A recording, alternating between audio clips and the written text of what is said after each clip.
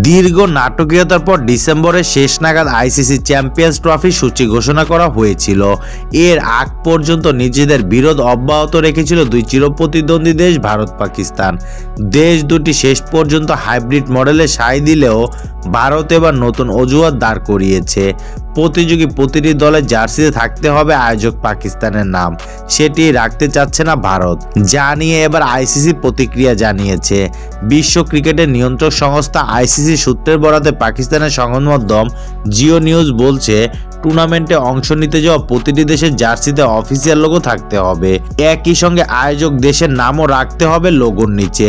আইসিসির এমন ঘোষণা অবশ্য নতুন কিছু নয়। এর আগেও প্রতিটি বৈশ্বিক ইভেন্টের অফিসিয়াল লোগো আয়োজক দেশের নাম রাখা বাধ্যতামূলক ছিল। আইসিসির এক মুখপাত্র জানিয়েছে, এটি প্রতিটি দেশেরই দায়িত্ব যে তারা তাদের জার্সিতে টুর্নামেন্টের লোগো রাখবে। এই নিয়ম সবার জন্য বাধ্যতামূলক। অবশ্য লোগো বলতে কেবল প্রতীকী বিষয়টি নয়, এর সঙ্গে আয়োজক দেশের নামও সংযুক্ত থাকে। প্রতিটি আসরভেদে লোগোর রং, ধরন এসব বিষয় আয়োজক দেশ ও আইসিসি মিলে ঠিক করে। শেষ পর্যন্ত জার্সিতে নাম রাখা না রাখার বিতর্ক কতদূর গড়ায় সেটিই দেখার বিষয়।